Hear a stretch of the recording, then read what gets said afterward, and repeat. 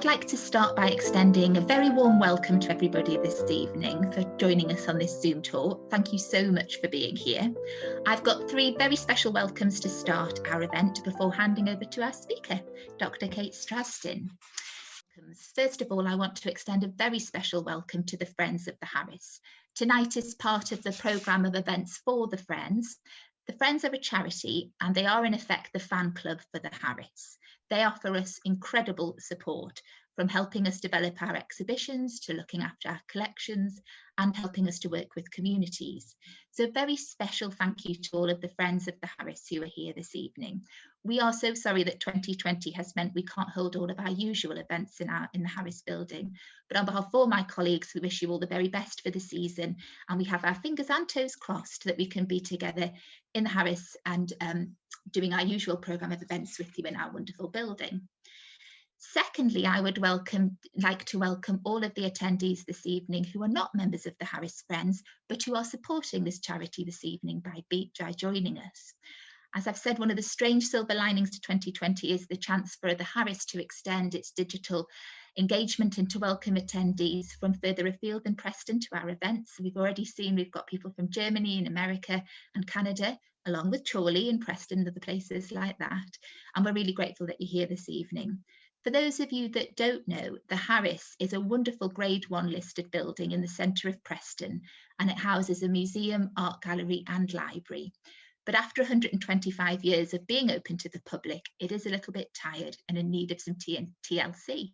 So we're applying for, we're fundraising at the moment to support a major redevelopment and redisplay of our collections. And so the money raised from tonight is going towards that project, which is called Harris Your Place. And so thank you very much for your support of this project tonight. And if you would like to find out more about the Friends of the Harris, or if you'd like to join, check out the Harris's webpage, theharris.org.uk, and the supporters page. But my final special welcome is, of course, to our speaker, Dr Kate Strasdin. Kate is a senior lecturer in history and theory at the University of Falmouth. She's also worked as a curator of textile and fashions for over 20 years. Her book, Inside the Royal Wardrobe, A Dress History of Queen Alexandra, was published in 2017, and she's now working on her new book, The Secrets of a 19th Century Dress Diary. And it's in connection with this book that Kate got in touch with the Harris.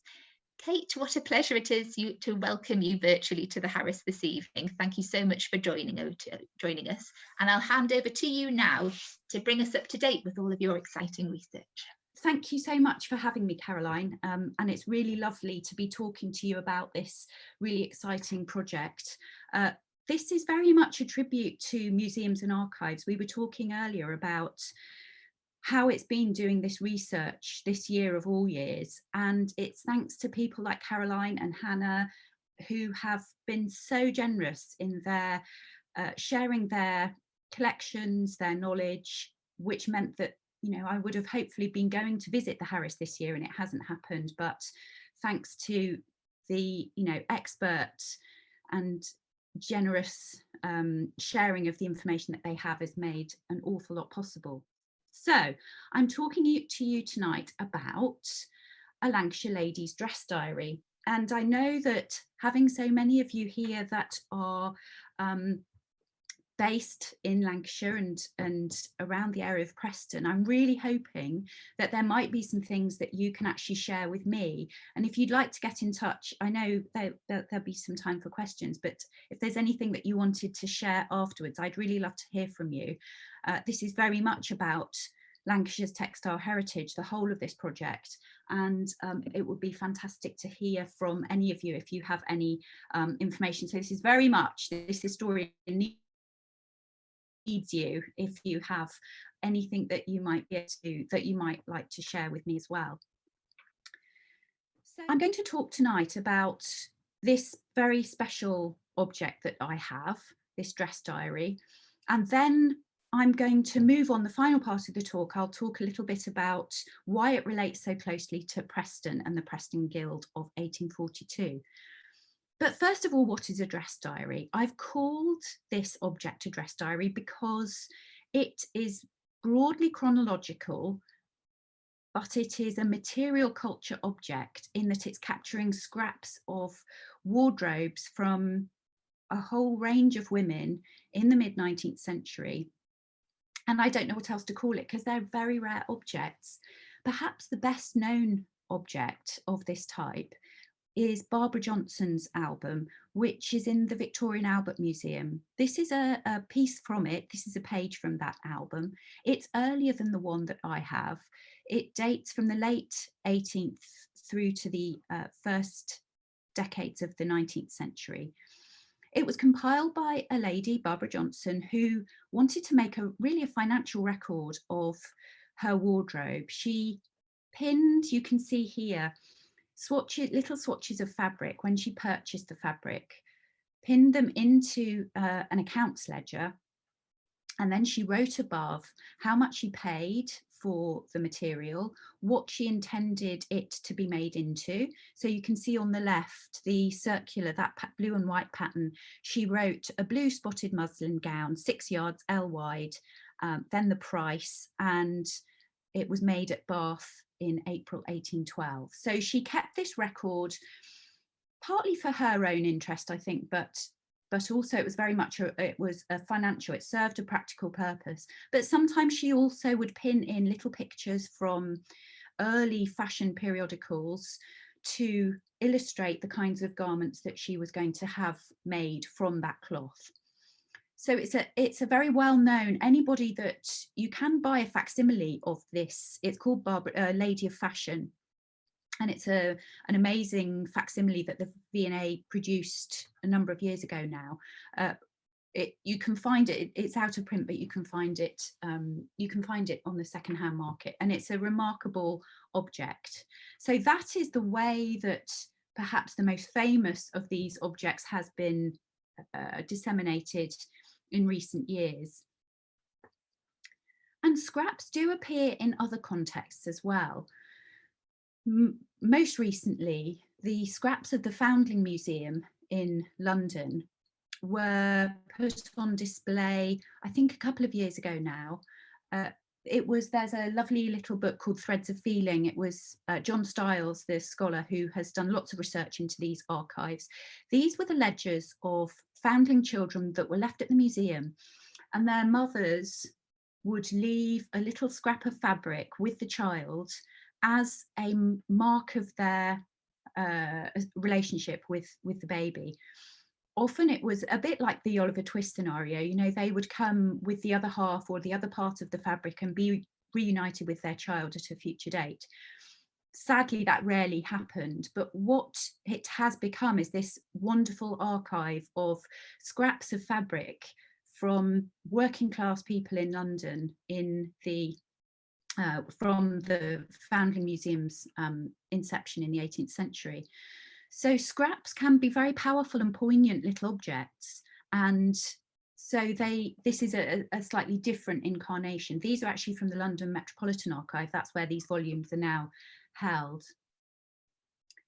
And actually, Lancashire has an incredibly rich variety of scrapbooks, if you like, in the shape of pattern books.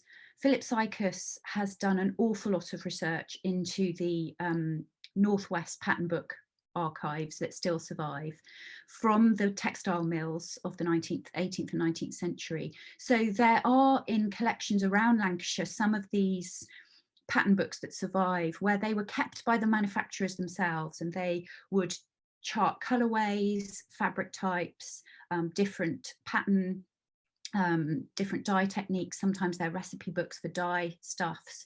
And so there are all sorts of these kinds of wonderful little ephemeral objects that actually are incredibly valuable. Many of them were destroyed when the mills shut down in the 1950s. Often many of the pattern books were destroyed, and the ones that have survived are really accidental survivals. And then, of course, perhaps the most familiar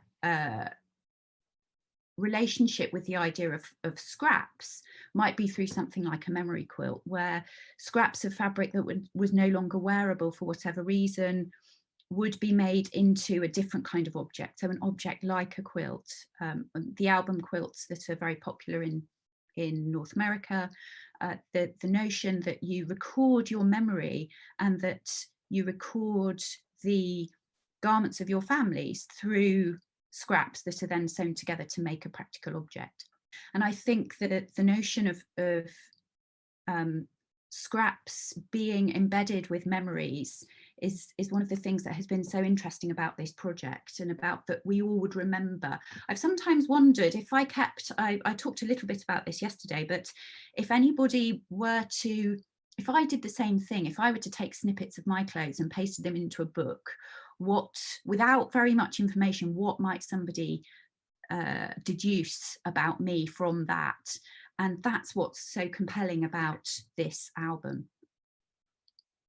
And particularly if we're thinking about memory, I inherited my grandmother's button box last year. I think button boxes are not really a thing now, unless I'm sure there are many dressmakers who might beg to differ, but certainly it seemed to be a generation apart, where buttons would be kept from all of the garments that people owned, and then they could be used for later projects. So I inherited my grandmother's button box, and I can remember her telling me about the various garments that they came from when I used to sit and sort through them as a child, and she would remember what garment that particular button had come from. So it's about the power of clothes to hold memories and to tell stories that really interests me. So where did this project come from? Well, I'm a lace maker. I make Honiton lace, which is a lace that's specific to the part of Devon that I live in. This is a piece of Honiton lace, not a piece that I made, I have to say. It's a very fine English bobbin lace, and I've been making it for over 20 years, and I belong to a group near Plymouth. We would meet once a month, and it was a group that was predominantly older women who had been practicing lace making for a very, very long time. And every year I would give a talk about something that was relevant to the group. And after one of the talks I gave, one of the more elderly members stopped me and said that she had some things that she wanted to dispose of. She was clearing her flat, and her family had everything that they wanted, and the rest of it she no longer wanted. It turned out that she had been the wardrobe mistress at the National Theatre in London in the 1960s. And so she had collected a huge amount of material over the years. She had boxes and boxes of dress patterns, which now form part of our archive at Falmouth University, from the 1940s through to the 1980s. A collection of haberdashery from an Edwardian haberdashers, garments, all sorts of things. So I spent a very happy afternoon at her flat in January 4 years ago, and the very final thing that she took out of the trunk was this, wrapped up in brown paper.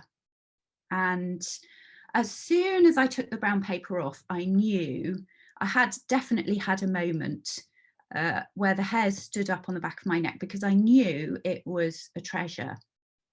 And she didn't want to give it to a museum. I didn't realise, but she was actually terminally ill, and she died later that year. And she didn't want to get involved with the kind of admin of handing things over to a museum. So, and she wanted it to go to a person. So I unwrapped this, and it came with no provenance. She had acquired it in the late 1960s when she was working in London. A young volunteer at the National Theatre had found this on a flea market, on a stall in Camden Market, and had bought it for not very much money and gave it to her because he thought that she might find it useful in the theatre wardrobe because it was full of fabrics. She kept it for the rest of her life. It was wrapped in paper, and she had always meant to have a more detailed look at it, but it had never quite happened. And so she gave it to me. And what I found inside was really remarkable. So it amounts to over 400 pages. It's about the size of an A4 book, a little larger maybe. The pages are very pale blue and plain, and across the 400 pages of the album are pasted in over 2,000 pieces of predominantly dress fabrics, cut into these shapes. Usually they're cut into these octagons that you can see on the left here. They range from printed cottons to wool to silk to some lace. There's a whole range of different fabric types, and above each swatch is a caption. You can make out here, you can see the very tiny writing that is written above each of these swatches. But there was no provenance. There was no, no helpful label that said this book belonged to or anything like that. So it was a complete mystery. There wasn't any identifying feature. The name Anne Sykes featured frequently. I think you can see it on the lace at the bottom here, but it was always, all of the names were written in the third person. So there weren't, certainly on my first inspection of it, there wasn't anything that identified it as belonging to a particular person. So I began to transcribe, I took it home, numbered the pages and began to transcribe the book. And I decided I wanted to do it, I've got it here, I wanted to do it in this kind of, I wanted to be authentic. And so I had this book of handmade paper, and I started to transcribe it just by writing it by hand. I don't know why I chose such a laborious way of doing it, but I did. Writing down how many pieces of fabric were on each page, what each of the inscriptions said, and what fabric type and pattern it was. So I started just this very sort of methodical process of going through the diary, and for some reason I just wanted to handwrite it because it felt more authentic in a way at that time. So I quite enjoyed it, actually. It was very cathartic.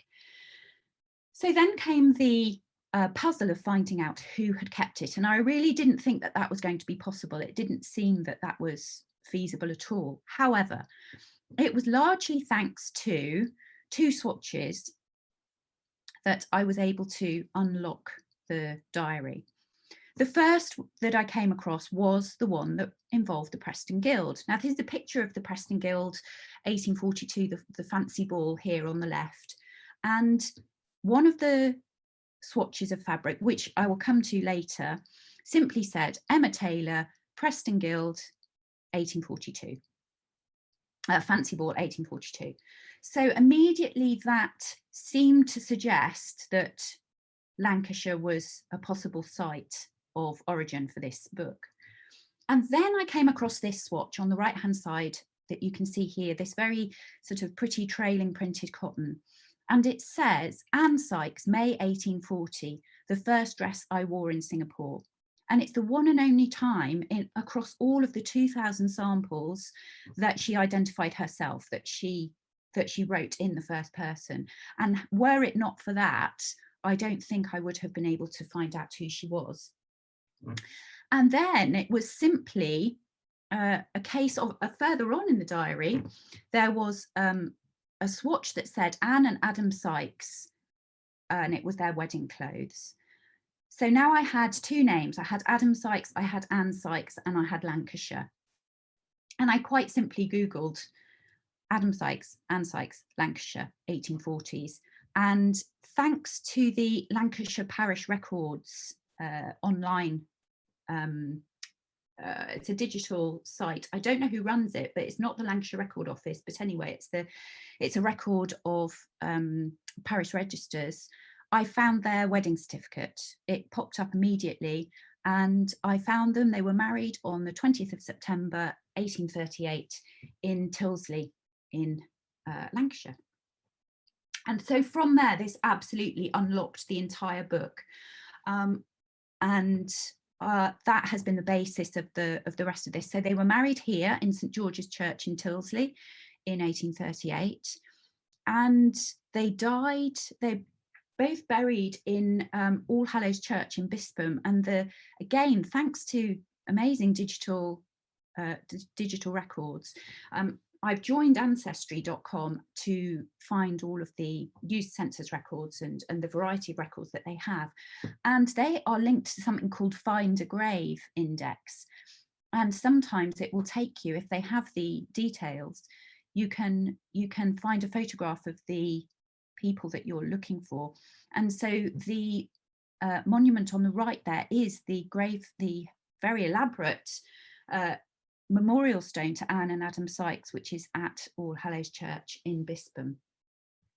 Adam was a merchant, and they lived in different places around Lancashire during their married life. So they were married in Tyldesley, they lived in Pendleton for a time, they moved to Bashall Eaves for a while and lived at somewhere called Colthurst Hall, and then they finally moved to Bispham, where they lived in a place called Knoll, which when I've looked on old maps, it was a large house, large detached house above the golf links in Bispham, overlooking the sea. So when Anne died, her estate was valued at £31,451. So they were a wealthy couple. They never had any children, and it appears that Adam, as a merchant, had been a very successful one. And again, I'll come on to some of the interesting details about that in a moment. So this is the first page of the book, which records the wedding of Anne and Adam. You might think it would have been obvious, but at that point it didn't, until you go much later and find those other bits that actually is identifying Anne as the keeper. But anyway, this is the first book. She always framed wedding outfits in these little wax paper borders to signify that they were for these important moments. And what you can see immediately is that Anne was a woman of fashion. Although these are fragments that you have to imagine in 3 dimensions, they are of course just flat scraps of what would have been an actual object. But even so, the dress on the left is an 1838 wedding dress. And you can see immediately that it's this kind of oyster satin that locates Anne as being a woman who was interested in dress and was fashionably dressed. So this is very much about hidden histories and a community of women that don't normally have their voices necessarily. These are the women that are recorded in Anne's book. There are over 100 different names. They are her family, her friends, acquaintances, just people that she met along the path of her life. The book runs from 1838 to 1874. And so she has recorded all of the women that she met along that journey. And so it is about hidden histories, and it's about the voices of women that rarely are told at this time. You might catch a glimpse of them in photographs. You might see the kind of fashionable silhouette in fashion plates, and you might read about that time and place in novels like North and South. But this is a different kind of access to these women. So it's absolutely rooted, certainly the first part of her life is absolutely rooted in Lancashire's textile history. Anne was born in Clitheroe in 1816, and she was the daughter of James Burton, who was a very prominent mill owner in the region. They moved to Tyldesley in the 1820s, where he became one of the most well-known mill owners in the area. And he was listed as being a calico, where he worked with some of the calico printers in Clitheroe first of all, and then became a cotton spinner. So he was predominantly working with cotton in Tyldesley. And so he was a wealthy man. He became a JP. He served on the Poor Law boards. Apparently he was it's really difficult, because of course he, in some ways, James Burton becomes the bad guy, in as much as you start to think of those figures of the mill owners and the working conditions at that time. But apparently he was a liberal and had a reputation for being certainly one of the more liberal mill owners anyway, whatever that means. So Anne lived in Tyldesley on Factory Street, in a house overlooking the mill in the area, until she married Adam in 1838. And James and his sons continued to run the factories, and in fact Anne's brothers continued to run the factories until the 1890s. So it was a large and prominent family business. So this is about fashionable women, because I think it slightly belies some of those what we talk about. This is what we talk about in our 19th century network, about sometimes histories that have been accepted about 19th century practices that weren't necessarily true. And one of those is that fashion is only happening in London, whereas here you have middle-class women living in a very different part of the country, in the north of England, who are absolutely have their finger on the pulse of fashion. Because when you compare swatches of the fabric in the book to other garments of the period, you realise that these are women that were interested in clothes. They knew what was stylish at the time, and they were dressing accordingly. So here you have a swatch of pink silk that's replicated in a similar surviving dress of the period. And you can see this throughout. I suppose in a way Lancashire is well placed because of its close links to textile technology. So for example, here this is a swatch that Maureen Mary and Anne Burton, so this is before she married, this is a roller printed cotton from the 1830s, and you can see that complex print compared to a garment of the similar date. You can see the similarities there. And it's right at the cutting edge of things that are happening. One of the chapters that I'm writing is about printed cotton, and actually Anne's father was closely linked to the Thompson family in Clitheroe before they moved, who was one of the first calico printers that was experimenting with different kinds of technologies at that time. So she's right at the hub of these forces for change, of moving. Here you can see moving from block printing to the copper cylinders that sped up the process of printing fabric and being able to create complicated colorways and different layers of color and design. And this is also, although you don't have the whole dresses, because these fabrics have been caught, they've been trapped in time, if you like, because they've been in a book, the vibrancy of them is really amazing. So you realise that the temptation is to witness the 19th century in black and white. But of course, when you see the swatches, you realise that they are absolutely gloriously colourful, and that these people wore garments that were from a whole spectrum of colour and design. And that's what you see in the book, is this wonderful range of colour and print and a whole rainbow of shades. It isn't just women's wear in the book, there is some men's wear. So for example, this is a page of fabrics that belonged to Adam, where the top left there is that similar, you can see the same kind of plush fabric for Adam's vest. Anne talks about vests a lot, by which she means waistcoats of the sort that you can see on the left there. The bottom is his dressing gown that she bought for his birthday in 1844 on July the 12th.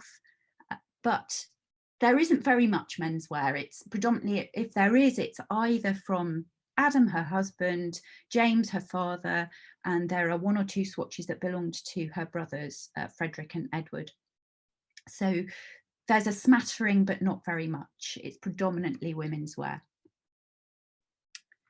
Similarly, there are a few swatches that relate to interiors, and I think the popular understanding of 19th century interiors, and I'm not an interiors person, so this is not my area of expertise necessarily, but the idea of that very overpopulated interior that you see in the 19th century does seem to find some correlation with the designs that Anne has included. This wild print, it's actually a glazed cotton, and it says drawing room furniture print 1841.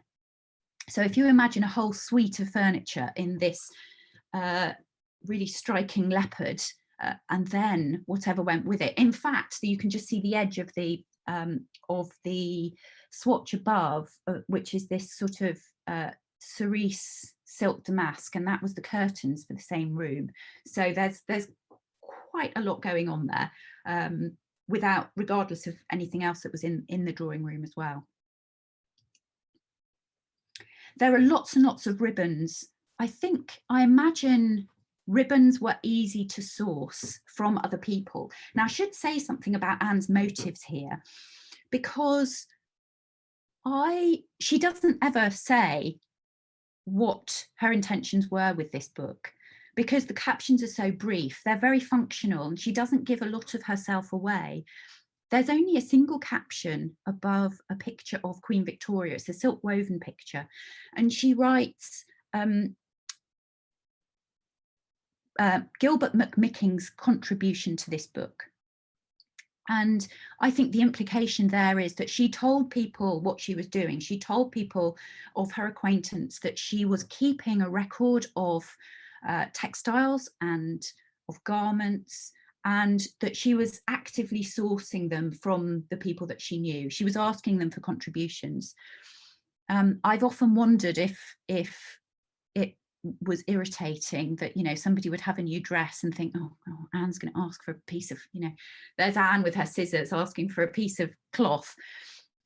Obviously, this is a point where still predominantly, certainly in the 1830s and into the 1840s, the idea of ready to wear or clothing that was already made was in its infancy, and it would be much more likely that these women would be buying their clothing by the yard, and then it would be made up into a garment by a dressmaker. So it was easier to access perhaps a little piece of cloth rather than it's not that she's going around and snipping a piece of somebody's hem of their dress. But ribbons, I imagine if you're buying a yard of ribbon, it's easier to donate perhaps a little piece of ribbon that you've bought. So there are lots of ribbons in the book of the sort. Sometimes she refers to cap ribbons, sometimes she talks about neck ribbons, and sometimes bonnet ribbons of the sort that you can see on the right there. So there's evidence of these new technologies. It moves from the 1830s right the way through to the 1870s. You can see those technologies as they appear.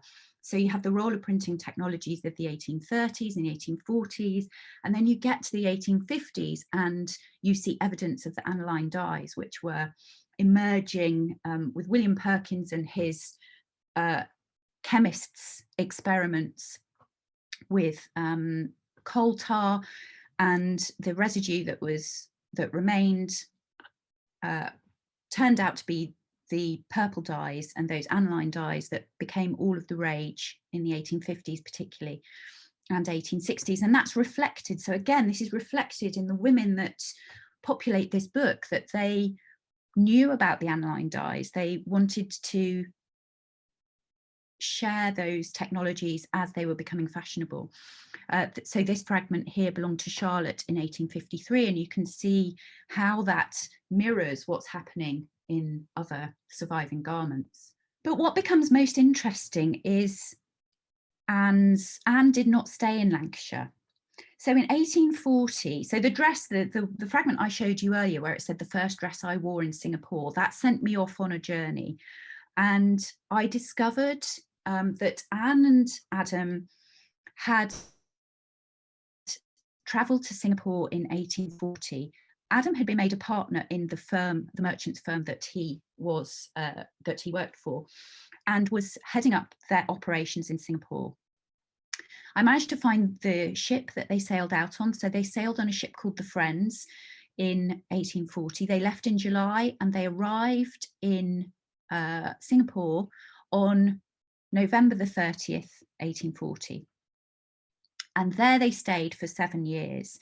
So a large part of this book is populated with the people that she met and socialized with and traveled with in Singapore. So it becomes international in all kinds of ways. So for example, these are silks. Here she's written Syed Omar's dresses, all Arab silks. Syed Omar was a prominent merchant in Singapore at that time. And I have discovered the names, many of the names in the book. Mrs. Connolly, for example, she is the wife of another very well-known and prominent merchant in the settlement at that time. Mrs. McEwen. There are a whole range of names that I've managed to find through looking at older, certainly old newspaper records. The Singapore, again, amazing digital archive.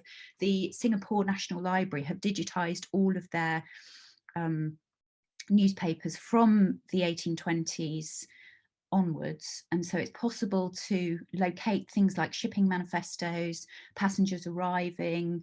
I actually discovered I was waiting for a student tutorial. I was sitting in a little room and waiting for a student to arrive, and I was just looking through the Singapore newspapers and found the point when Anne arrived. It said Mrs. Sykes, Adam and Mrs. Sykes, and it gave the date of their arrival. And it was so, I was all on my own, had no one to share it with.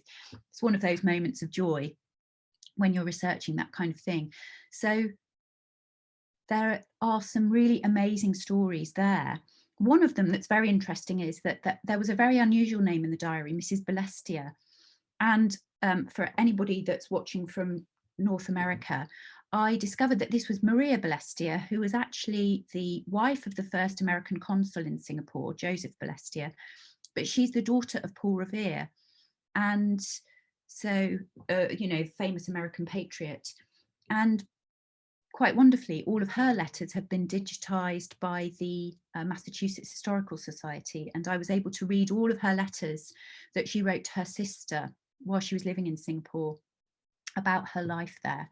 And suddenly this is an entirely, it's not just about Anne's life in Lancashire, but it's about this amazing life that she lived in Singapore at a time where there are tiger attacks and there's very little in the way of a life that's to be lived there. It was a very difficult time for European settlers there. I'm very aware that there's a kind of colonial aspect that I have to think very carefully about, but it's fascinating to explore. You of course see times of day. This is where it's very poignant. You get a sense of the shape of their lives. So you do get snippets of Anne and Adam's dressing gowns. You get records of she will talk about Anne's day dress or morning gown. And then of course there are silks that reflect the evening at the point where people are changing frequently throughout the day. So the shape of their lives and the shape of their day is something that you can start to reconstruct just from the fragments that survive. There are some very interesting samples. For example, the way that I'm structuring the book, just for anyone that's interested, is that I am taking a different person for each chapter and a different theme that goes along with them. So for example, this is a section on morning dress. There are 3 samples on one page across the top, and it says Anna, 3 dresses when in mourning for her mother, 1845. So I found out that this is somebody called Anna Kubra, who was Anne's bridesmaid and best friend, and they shared a very close relationship for all of their lives. So the chapter of the book is about Anna and about her life and how she knew Anne, but it's also about mourning practices in the 19th century. So it's person and theme in each chapter. So it allows that exploration of those mourning practices that had become really quite complex by the middle of and certainly towards the end of the 19th century. So many things coincide with Anne's life at this time. For example, Jay's, the mourning warehouse, which was the large mourning warehouse in Regent Street, opened in 1841. So all of these things are happening at the same time that Anne is living her life and the dress practices that she was following. And then there are some real anomalies. So this is my favourite, I think my favourite swatch. It's a very plain, slightly moth-eaten piece of red wool. And the caption reads, part of the pirate's flag taken in Borneo by the Admiral, 1845. I read this before I knew who Anne was, so it just kind of blew my mind. You know, how is this in here? What does this mean? Of course, then I realised once I knew that Anne was in Singapore at this time, then it makes perfect sense. And I discovered that the admiral was Admiral Sir Thomas Cochrane, who was on anti-piracy duties in the region, and he is very famous for this is a portrait of him. He is actually the inspiration for Hornblower, and he was also the inspiration for the anybody that's read the Master and Commander series of books about Jack Aubrey and Stephen Maturin. A lot of the exploits that Jack experienced, including the one where he was court-martialed, was actually based on many of the exploits of Thomas Cochrane. He was quite a maverick. He's something of a folk hero in Chile, where he helped to liberate the country from the Spanish fleet. And so this is another chapter in itself. So these amazing stories that this network of sometimes domestic, sometimes international, and sometimes completely unexpected all comes together in this album. And there are even some royal samples. So here, for example, this is a fragment that says Queen Dowager's dress in Malta, 1839. The Queen Dowager referred to as Queen Adelaide, who had been the wife of King William IV, so the king prior to Queen Victoria. And she was indeed in Malta in 1839. She was helping to fund the building of the Anglican church there. How Anne came to have samples of Adelaide's dress, I don't know. I know that Anne travelled to Malta. Whether she actually met her in person, I don't know. And similarly, there's a fragment that simply says Princess Royal. And that is referring to Vicky, Queen Victoria's eldest daughter. So these are very interesting because I don't know how that connection was made and how she was able to acquire those pieces. So the Preston Guild, this is that very interesting sample then that led me first to unlock the book, but also to find out more about this particular event. This is the sash. It says Emma Taylor's sash at Fancy Ball, Preston Guild, September 1842. And so I have written a chapter about this in the book. And this is where Caroline and Hannah have been fantastic. Now, of course, the Preston Guild of 1842 very nearly didn't happen because it coincided with the unrest in the north of England at that time, resulting from the Chartist movement. The Chartists had sent a petition to Parliament with over 1 million signatures requesting fairer working conditions and greater access to the democratic process. One of the key figures of the Chartist movement was a textile, a cotton worker, a cotton weaver from Preston called Richard Marsden. And on the 12th and 13th of August, 1842, the Preston riots took place. It was Samuel Horrocks, who was the mayor at the time, read the Riot Act and gave permission for the militia to open fire on the protesters. Sadly, 4 men lost their lives, and there were a number of injuries from the crowd that had gathered, actually in front of the Corn Exchange. So it was very much bound up in what was happening in the town at that time. The Preston Guild taking place the first week of September obviously is very close to this period of great unrest. The Preston Guild, for anybody that's watching that isn't aware of it, it is a merchant guild that has been active since the medieval period, and every 20 years since the 16th century, every 20 years it has been a cause for great celebration in the town, which was celebrating the trade and the industry of the area, and it still takes place to this day. So the 1842 Preston Guild was threatened by the riots, but did in fact take place, and it happened only a matter of weeks after the riots had taken place. And in the Preston Chronicle, you can see here a lovely advertisement about the costume ball. This is the prices of admission. So if you wanted to go to the concert, the dress ball and the costume ball, then you could, for the price of £2, 2s, you could get a ticket that would take you to all 3 events, or you could just buy a single admission ticket, and the costume ball would cost £1, £1, 1s. And this took place on the Friday evening. It was the grand finale of the Preston Guild. There had been concerts, there were regattas, there were wrestling matches, all sorts of musical entertainments. There were scholars' treats, so local children were, and it's a real festival atmosphere where there would be stalls in the streets that were selling all sorts of things. I know some of the pictures that Caroline and Hannah have sent me have been the souvenirs that were created at the time, so things like the jugs and tankards. It was people travelled because of the newly opened railway lines.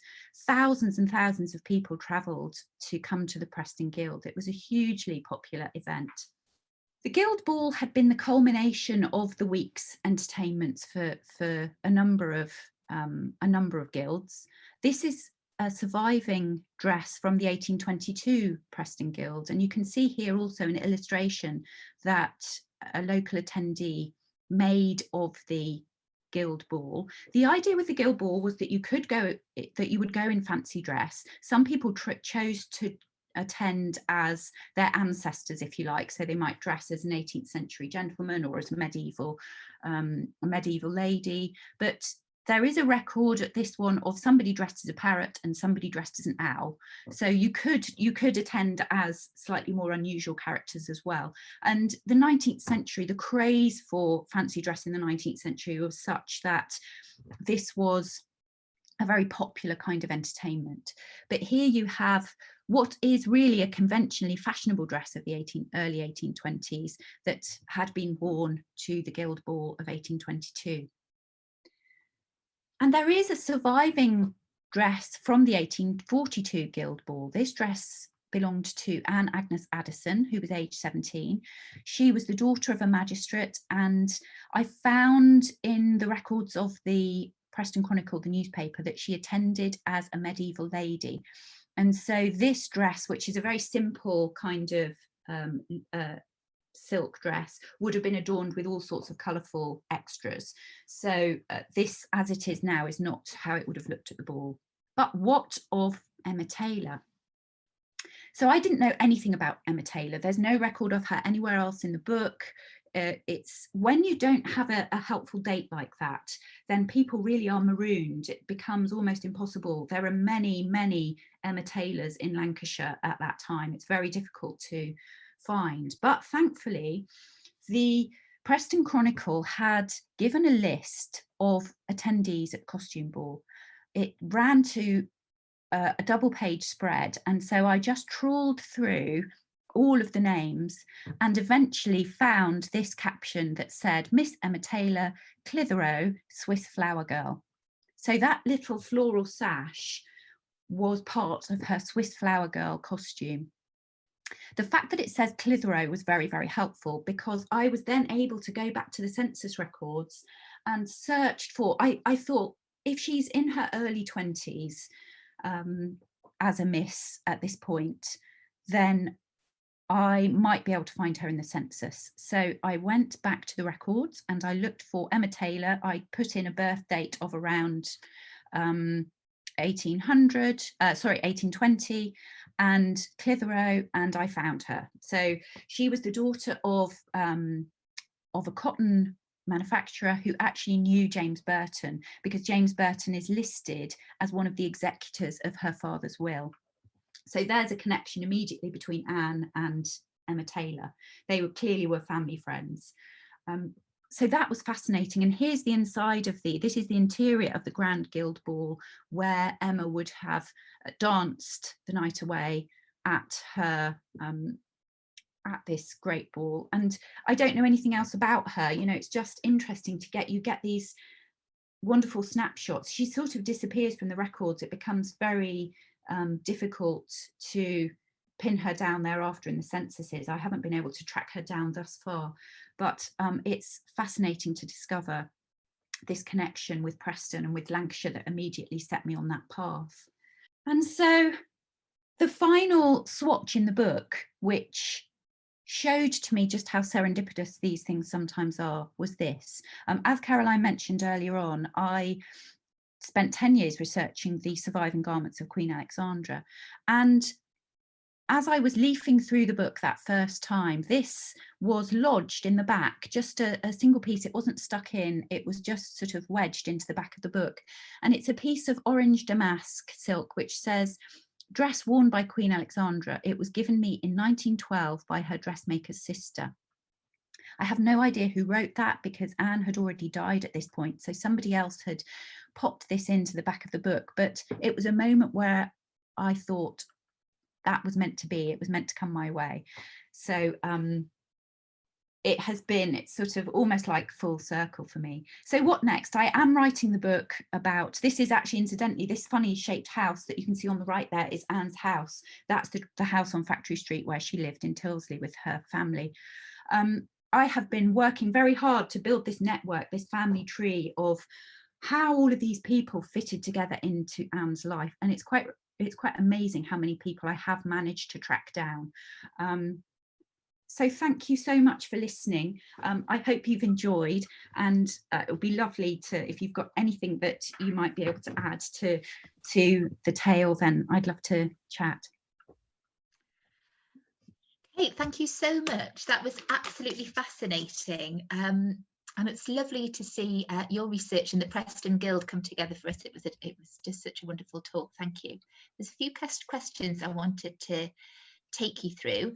The first one is, does the diary ever detail who made Anne's dresses, whether it was herself or whether she outsourced them? And another question was whether or not do you know if any of Anne's dresses have survived? So she doesn't ever talk about her dressmakers. That's very interesting. There is a lady in the book called Mrs. Brennand, who owned a small wares shop in Singapore. So she sometimes talks about ribbons I got from Miss Brennan's small wares, is how she writes it. So that's the only reference to acquisition that I've been able to find, but she never talks about anybody actually making her dresses, which is a shame. I would like to have found out who was doing that, but no, there's no record other than Miss Brennan and her small wares. Miss Brennan was also from Lancashire though, and so there seem to be a few women that were involved with these merchant companies who were based around Liverpool and in Lancashire more broadly, and then travelled out to Singapore. So there are lots of women from Lancashire that are living there, which is fascinating. That is fascinating. I've got a question here from Courtney Wilder, who's also been to the Harris to do research. Hello, Courtney, it's nice to hear from you. She says, thank you so much for sharing this wonderful album. I'm so curious about the 1840s textiles from Anne's time in Singapore. Has your research around this part of the diary uncovered any sense of how ultra-fashionable British textiles were being used in this market? Were they just for the expats living there, or intended to be marketed and sold to consumers throughout Asia? That's really interesting, because there are certainly things that were coming in from the ships. She was having fabric sent over, definitely. Either that somebody like Miss Brennan was acquiring and having sent over in parcels and then selling in her own, from her own establishment, or fabric that Anne's family and friends were sending over via the ships that were coming in. And then they were having dresses made there. And certainly Maria Balestia talks about local dressmakers that would make garments in the European style for the expat community living there.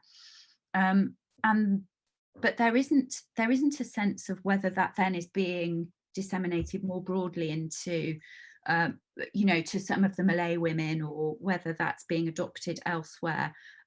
There is a note that Maria Balestia writes in one letter where she gives a whole suite of her clothes, including the undergarments, to one of her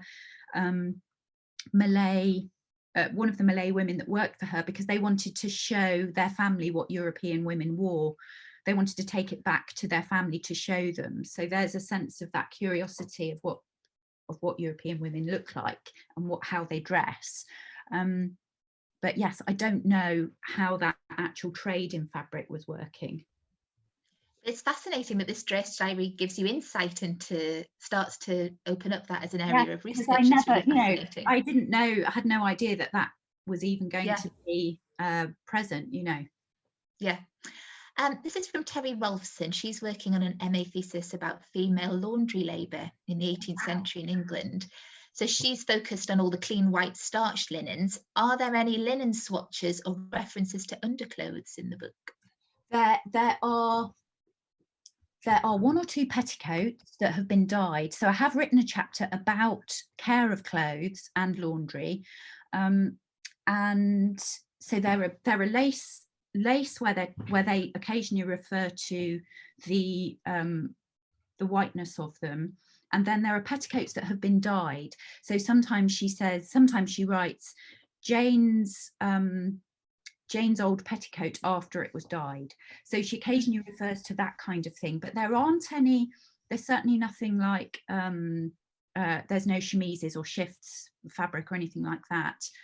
So there isn't, as far as I can, certainly she hasn't labelled anything that she's attributing as underwear. I think maybe that's to do with modesty, because she's recording outerwear, she's recording public garments, and I suspect that she didn't record underwear for that reason. There's a question here. Did Anne and Adam have any children, or are there any living descendants who might know more or have artifacts from her life? I have tried to, so on Ancestry, when you can sometimes connect into other people's family trees, I have tried to make connections with, I haven't managed to find anybody yet. They didn't have children, and so Anne's will was actually, the executive of Anne's will was her brothers. I've sometimes wondered if that's how the album came to travel, because obviously that journey from Bispham when they died to London, that's another unknown. I don't know how that happened. So it would be fantastic to see if there's anybody. And again, there are no records, there are no dresses of Anne's that survive, as far as I can tell. I've contacted local archives and collections, and I've tried to, I have contacted the Lancashire Record Office to see, for example, if they had any papers. I thought, gosh, wouldn't it be great if she did keep an actual diary or wrote letters, but nothing as yet. Nothing so far. This is from Serena Dyer. Hi, Kate. As you know, I look at similar practices occurring in the 18th century. Scrapbooking and commonplace culture is so often about communal collecting. And I wonder whether you think Sykes's collecting methods relate to these broader practices, i.e. collecting fabric samples rather than poetry or painting we see in album scrapbook culture. I think so. I think this is her, I think this is Anne's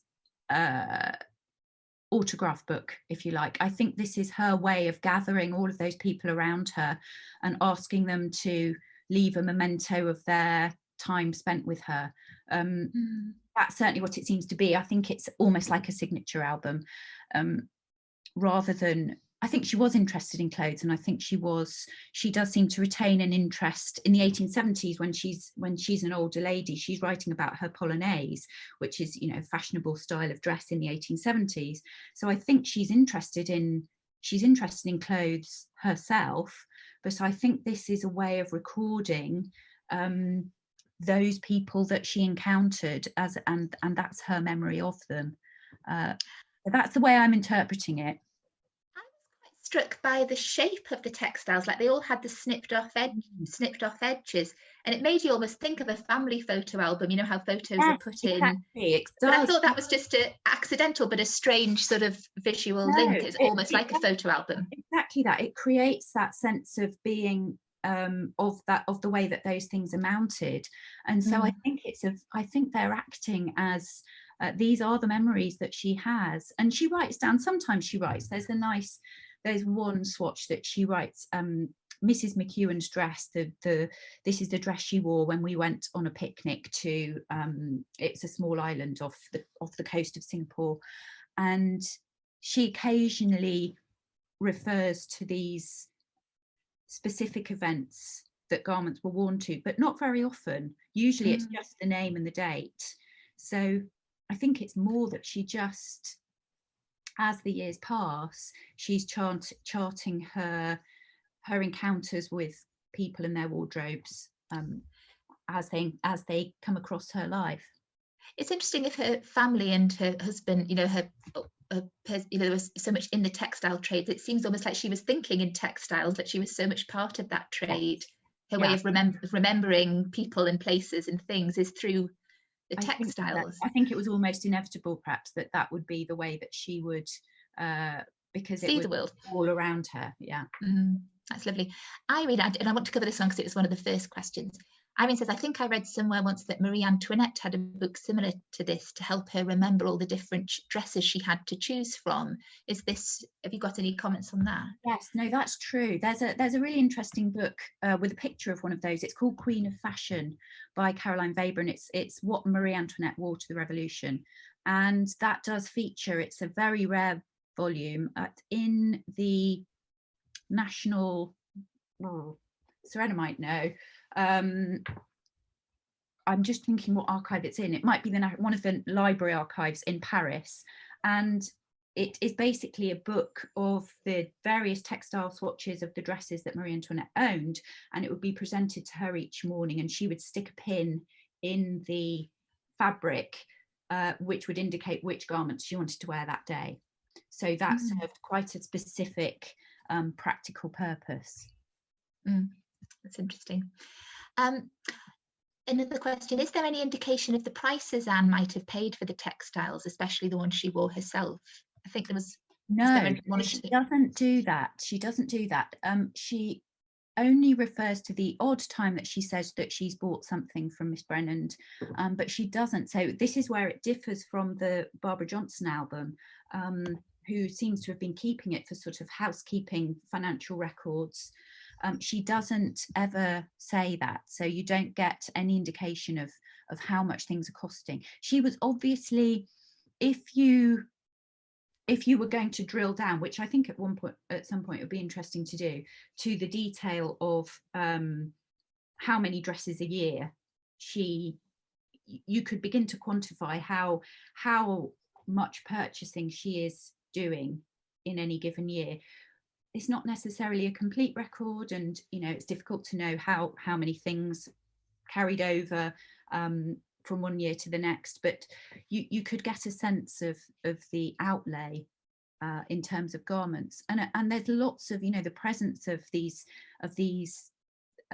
popular printed cottons, the presence of so much silk. They were certainly she was a woman of means, and she was amongst a community of women who also had access to fairly extensive wardrobes. We'll just do a couple more questions if you're okay with this. Angela says, during her time in Singapore, is she detailing out local textiles and what they're being made into, what's worn by expats, or is she detailing what the local? My bulb's just gone. Oh, she's detailing what the local fashion is. She does a little of both. Largely, she wears. She's wearing fabric that's sent over. She certainly doesn't experiment with. I don't think she herself was wearing garments that originated from the local population, but she does include things like, sometimes she includes swatches that says a Chinese silk, or she includes, there's a batik. There's a really nice brown batik sample that she says a batik from Java, and then she has the Arab silks. And so I think she was quite interested in including the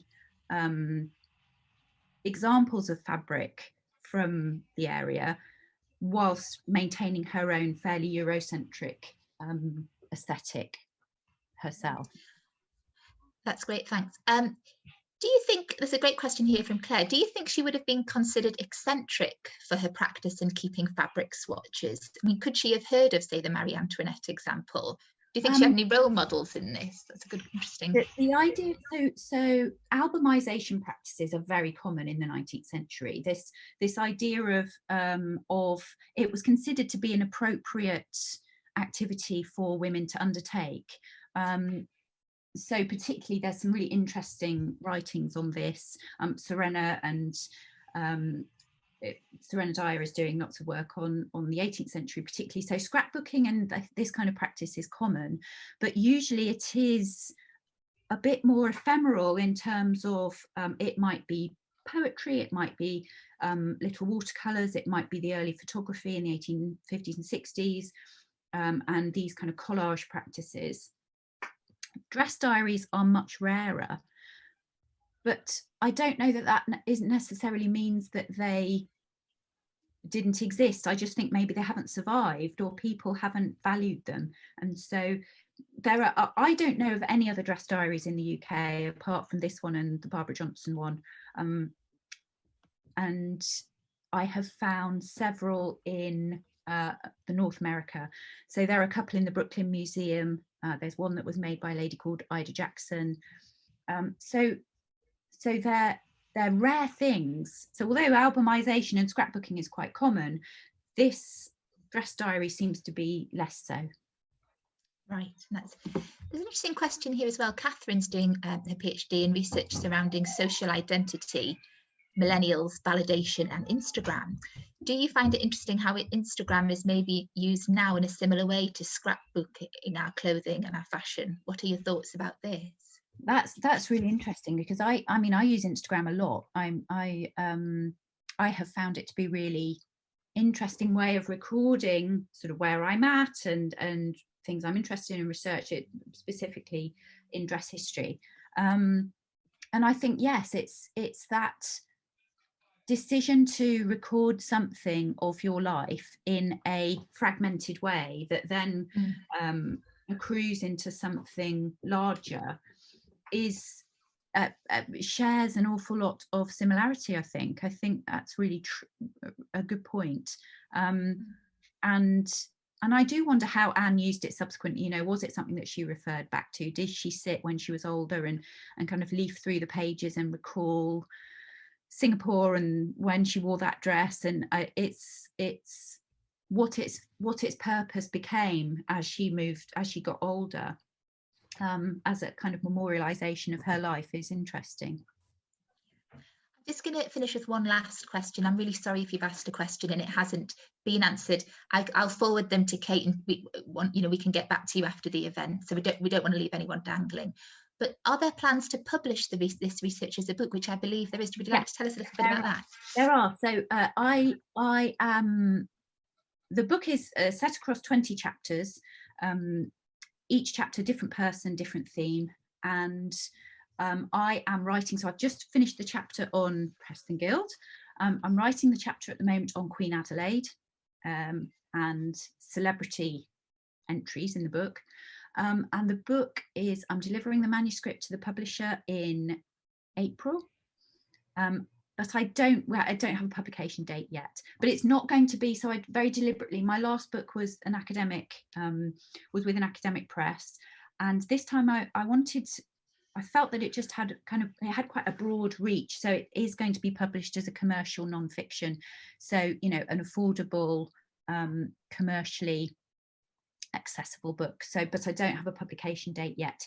I suspect maybe, actually, I have no idea. So, yes. And don't jinx this. Yeah, I don't know. I won't say, but yeah. Well, that's lovely. I'm just going to say a few thank yous before we wrap up completely and to say goodbye. I want to thank my colleague Catherine for all of her help this evening with the tech, and my special thanks as well to my colleague Hannah. Hannah Beattie works at the Harris, and we've been doing a lot of work on our capital development plans, and it's been Hannah who's been answering most of the queries this summer. So thank you, Hannah. I know you're here this evening. I really appreciate your help, and I know academics like Kate do too. And our most sincere thanks go to Kate for her fascinating lecture this evening. And it's such a pleasure to have researchers come to the Harris. We try and accommodate as many as we can, even during this sort of COVID times, we try to support research. And it's wonderful when we get to do an event like this and pass that research on to our friends and to other visitors. I want to thank you all for coming this evening and supporting the Friends of the Harris charity. most especially to our friends who are here this evening. And thank you very much for coming, and we hope we see you soon. But for everybody who's attended, I say thank you. If you would like to find out more about joining the Friends, please go to the Harris website and look at the supporters page. And you can, or if you wish to make a donation, you can do so there. But Kate, thank you again so much. I hope we meet in person at some point soon. And thank you everyone for coming this evening. Take care.